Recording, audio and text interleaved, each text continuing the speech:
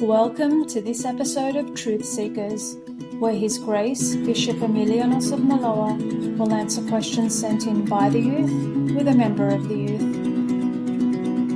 Hello again, Marianna. Thank you for coming back. And I have one more question for you. And the question is, how do you acquire and practice inner stillness? Then, how do you keep this stillness in a busy world? What do you think? It's a good question. I think it depends as well how you define inner stillness. You know, for me, that's almost synonymous with inner peace.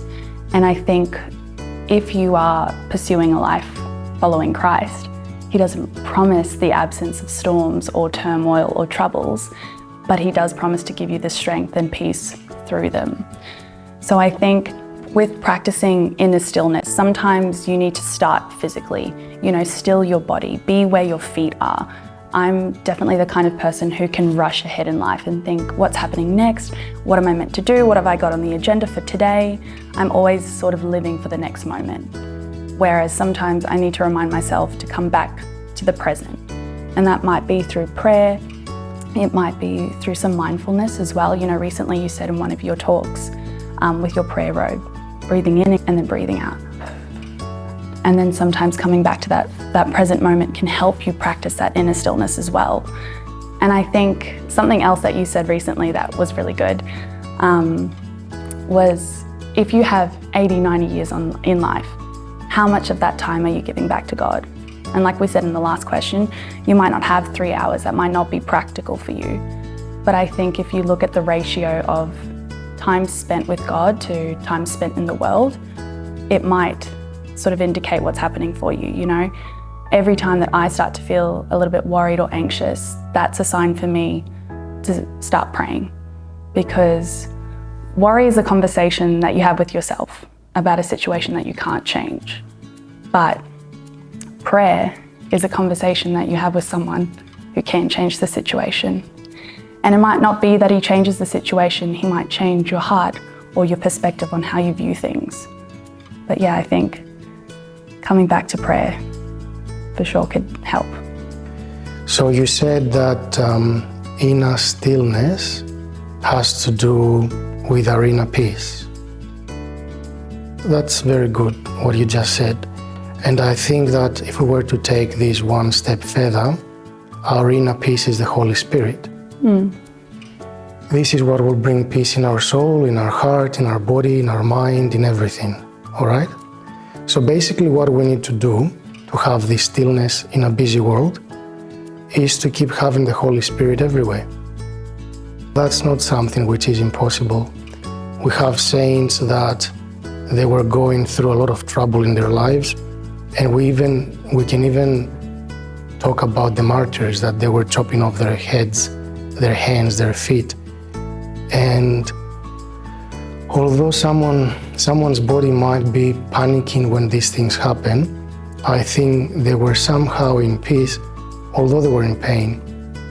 But I think they were somehow in peace only because they kept having the Holy Spirit. And then we can see in such examples that their health could have been restored in front of their enemies' eyes.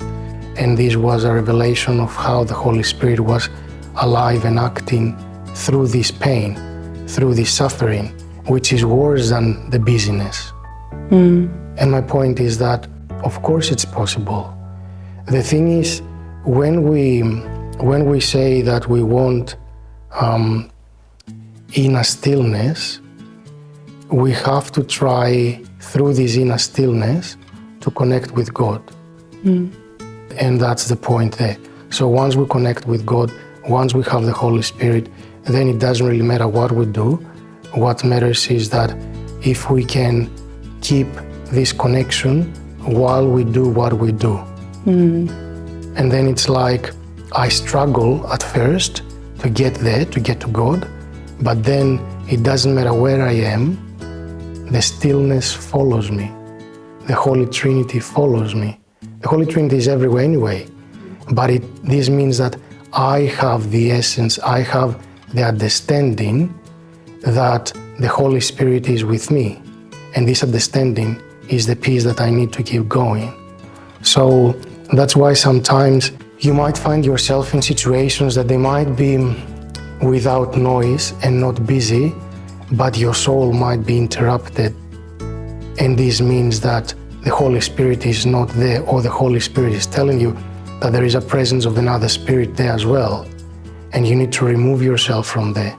And other times you might be in a very busy environment, there might be loud music, there might be a lot of people talking, and you might have a moment of connection with God that it's more peaceful than what the ascetics could have in the middle of the desert, where they could be for 50 years. Wow. So what matters is your connection with God. And then, wherever you are, God will follow you because God is there already. But it's like we train our spiritual eyes, we train our soul to understand that and to feel that and to connect with God. And that's the stillness. What do you think? You actually reminded me of a story that Father Stavro once told me about these two women who were about to give birth and preparing for labour. And one of them went to the class of Lamaze breathing and she got it straight away. And she was like, oh, good, I'm going to be ready to go when the time comes. But the other woman, she went and she didn't get it quite straight away. So she went home and she practiced it and she spent hours and hours to compensate for what this other woman got instantly. But then when the time came, the first woman freaked out. She didn't have that training, that discipline to have prepared her like the second woman did. So now you exactly told yourself the way to get there. You need training. Yeah. You need to train yourself through prayer to be able to connect with God.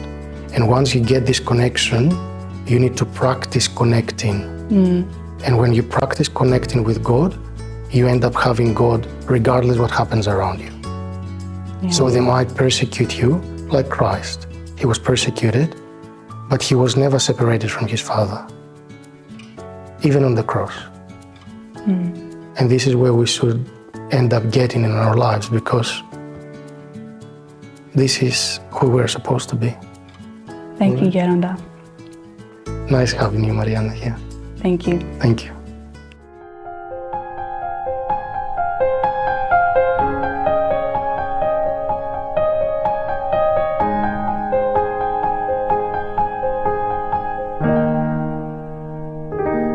I have this hole inside my heart, and it tore me all apart, and my soul is lost. All hope it could ever be whole again.